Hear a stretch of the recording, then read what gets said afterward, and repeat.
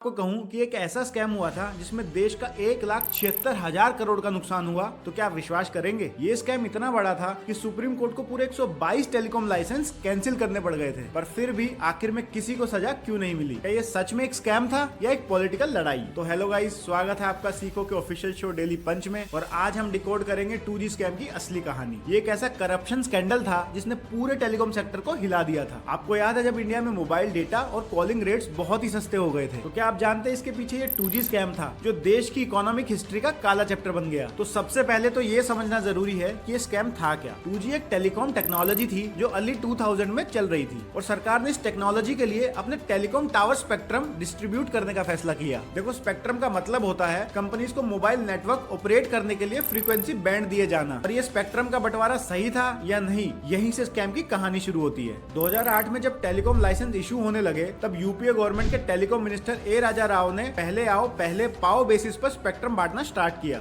सुनने में तो ये सही तरीका लगता है, पर असली गेम यहाँ स्टार्ट होती है। ये लाइसेंस बहुत कम प्राइस पर दिए गए, जबकि मार्केट वैल्यू बहुत ज्यादा थी। ये एक तरह का रेवेन्यू लॉस था जो डायरेक्टली टैक्स पेयर्स के पैसों पर इम्पैक्ट डाल रहा था। गवर्नमेंट ने रूल्स को लास्ट मोमेंट पे चेंज किया, और जो कंपनीज रेडी थी उनके लिए अलग सा एडवांटेज मिल गया। ऐसी कंपनीज को लाइसेंस दिए गए जो एलिजिबिलिटी क्राइटेरिया फुलफिल नहीं कर रही थी। एलिगेशंस आए कि बहुत सारी कंपनीज मिनिस्टर को रिश्वत देकर लाइसेंस ले रही थी। इस स्कैम का असली बड़ा धमाका तब हुआ जब कैग की रिपोर्ट आई। रिपोर्ट में क्लेम किया गया कि 2G स्पेक्ट्रम एलोकेशन से देश के लगभग 1,76,000 करोड़ का नुकसान हुआ। ये रिपोर्ट आते ही ओपोजिशन और मीडिया ने हंगामा मचा दिया, और इसे इंडिया का सबसे बड़ा स्कैम कहा जाने लगा। फिर 2012 में सुप्रीम कोर्ट ने सारे 122 लाइसेंस कैंसिल कर दिए जो 2008 में इशू हुए थे। ए राजा और डीएम के लीडर कानीमोजी को जेल भेजा गया, लेकिन बाद में कोर्ट ने सबको सबूत ना होने की बेसिस पे छोड़ दिया, यानी लीगली स्कैम प्रूव नहीं हो पाया। अब सवाल ये उठता है कि क्या ये सच में एक स्कैम था या सिर्फ पॉलिटिकल लड़ाई? जहां एक तरफ ऑपोजिशन ने इसे देश का सबसे बड़ा स्कैम बोला, वहीं कोर्ट ने कहा कि स्कैम के प्रॉपर सबूत नहीं मिले। आज भी लोग कंफ्यूज्ड हैं कि सच क्या है। क्या ये एक गवर्नमेंट फेलियर था या एक प्लान करप्शन? चाहे स्कैम प्रूव हो या ना हो, एक बात क्लियर है कि पब्लिक का ट्रस्ट गवर्नमेंट पर इम्पैक्ट हुआ। जब इतने बड़े लेवल पे करप्शन एलिगेशंस लगते हैं, तब आम आदमी का विश्वास सिस्टम से उठने लगता है। जो पैसा डेवलपमेंट में लगना चाहिए था, वो या तो वेस्ट हो गया या किसी की प्राइवेट पॉकेट्स में चला गया। आपका क्या मानना है? क्या ये सच में एक स्कैम था या बस पॉलिटिकल ब्लेम गेम? कमेंट्स में जरूर बताइए, और वीडियो इन्फॉर्मेटिव लगी तो लाइक करते जाइए।